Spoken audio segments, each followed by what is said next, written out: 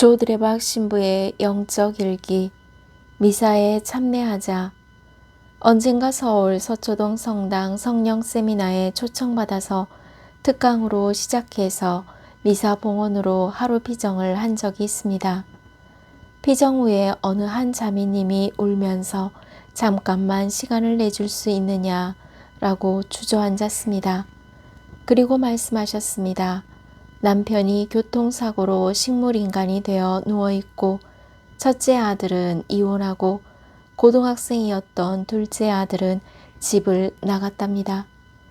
연속으로 찾아온 고통과 불행으로 하느님을 원망하고 또 원망하고 삶을 포기하고 싶었지만 자매님은 내가 죽으면 남편과 집 나간 아들은 어떻게 하느냐라며 스스로 마음을 잡았답니다.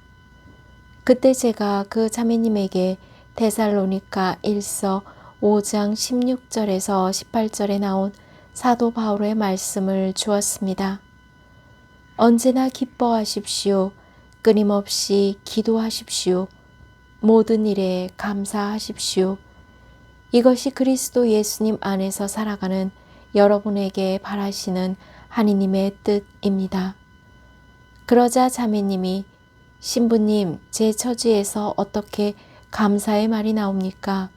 라고 하자 저는 자매님에게 사도 바울의 말씀을 붙들고 기도 한번 해보고 나서 이야기를 합시다 하고 서초동을 떠났습니다. 2달이 지난 후에 자매님에게 전화가 왔습니다. 식물인간이었던 남편이 의식을 차리고 깨어났고 집을 나간 둘째 아들이 돌아왔답니다.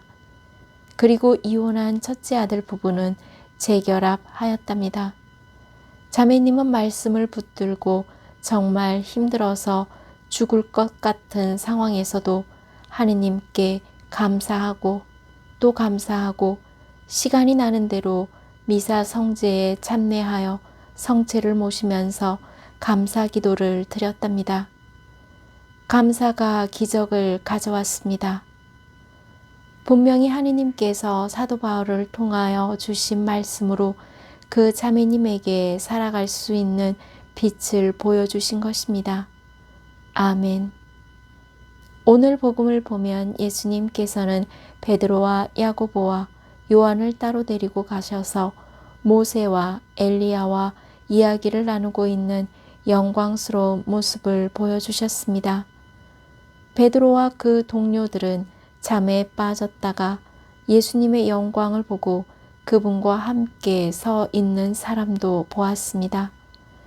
베드로가 예수님께 선생님, 여기가 좋으니 골치 아프고 문제투성이인 세상에 내려가지 말고 여기서 초막집을 짓고 살았으면 좋겠습니다. 라고 말합니다. 베드로는 어리석은 믿음, 영적으로 깨어있지 못했기에 자기가 무슨 말을 하는지를 몰랐던 것입니다.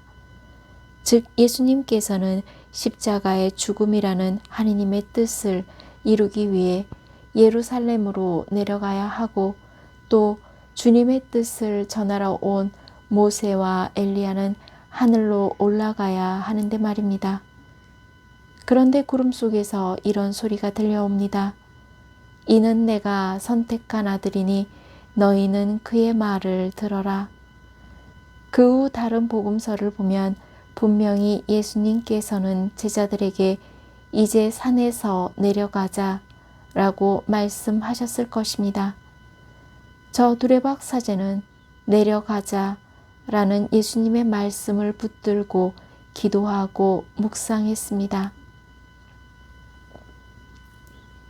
너희가 하느님의 은혜를 받았으니 세상에 어려운 문제가 생길 때 두려워하거나 절망하지 말고 믿음의 은혜를 갖고 기도로 싸워서 극복하라 라는 것입니다. 저희에게는 기도라는 무기가 있고 그 기도는 바로 예수님만 바라보이는 하느님의 특별한 은총이 있습니다. 그러므로 저희가 바라는 기원이 있다면 십자가 앞에 나아가 무릎을 꿇고 하느님의 자비를 간구하는 기도를 해야 합니다. 왜냐하면 저희가 기도할 때 주 예수님과 그분의 뜻만 보일 것이기 때문입니다. 아멘. 사랑하는 고운님들, 마르코복음 9장 14절에서 29절에 보면 예수님께서 어떤 아이에게서 더러운 영을 내쫓으시는 말씀이 있습니다. 어떤 아버지가 한 아이를 데리고 와서 고쳐줄 것을 청하자 제자들이 아무리 능력을 다하여 써보아도 고치지를 못했습니다. 그때 한 제자가 예수님께 와서 묻습니다. 스승님, 어째서 저희는 그 더러운 영을 쫓아내지 못했습니까? 그러자 예수님께서 말씀하셨습니다. 더러운 영을 쫓아내는 것은 기도가 아니면 다른 어떤 방법으로도 나가게 할 수 없다. 첫째도 기도요, 둘째도 기도요, 셋째도 기도입니다.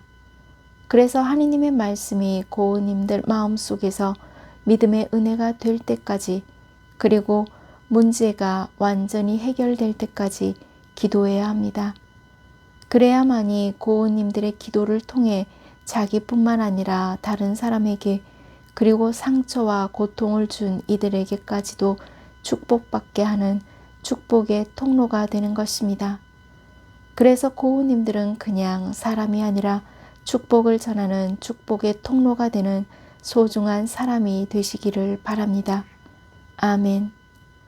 저 두레박 사제는 십자가를 끌어안고 기도하면서 몸과 마음이 아픈 고운님들과 간호하는 고운님들, 그리고 고운님들의 자녀에게 주님의 치유와 회복의 은총이 임하시기를 기도합니다.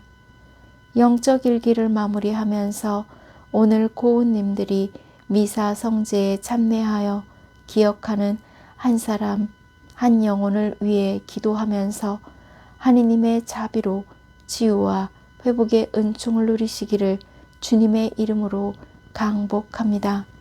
아멘.